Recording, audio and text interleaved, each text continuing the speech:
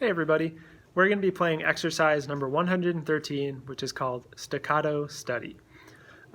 Just a quick refresher on what staccato means. It means separated. It does not mean short. And so in an exercise like this where we have faster rhythms like 8th notes and 16th notes, a lot of people tend to play very pecky notes. But you don't want to do that. They still have to have some duration, some tone to them. So those can be considered staccato. What we don't want is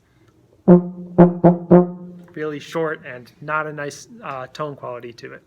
The next thing that we want to look at is we want to look at our tempo marking, moderato, meaning medium speed, comfortable speed. Then we want to check out our dynamics. We've got a piano, forte, another piano, and we also have an abbreviation for crescendo and decrescendo. Some people might not be super used to seeing that.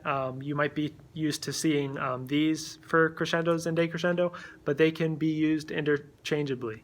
So once you see the cresc, C-R-E-S-C, in bar 1, you can crescendo all the way from there until you see the next dynamic, which is forte, in bar 5. And then likewise, after that, you see the decrescendo. You're decrescendoing all the way gradually until the end of the piece you hit the piano. Other than that, the last thing we want to look at is the enharmonics in this piece. So enharmonics, they're basically musical homophones. So they sound the same, but they look different. For me, I have a C sharp and a D flat in bar 3. So those are both going to have the same fingering of second valve for me, and they're going to sound the same, but they look different on the page. So just be aware of that. That's why we're practicing it slow, so you don't get confused by those at first. My metronome's going to be set to quarter note equals 60, and we'll do 3 clicks before we start, and then we'll bump it up in tempo a little bit after we do this one.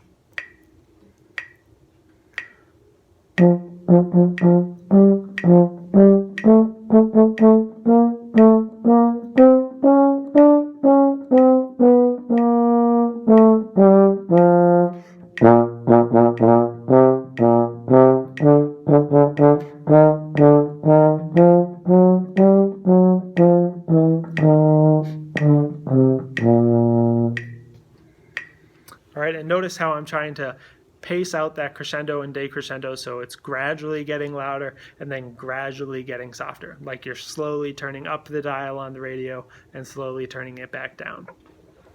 Now we're going to bump it up a little bit. Let's say quarter note equals 80 if you're using your metronome at home, which I highly recommend. And I also want to point out that we have some tenuto notes in bars 4 and 8. So try and make a difference between the staccato notes and the tenuto quarter notes. Here we go. There'll be 3 clicks before we start.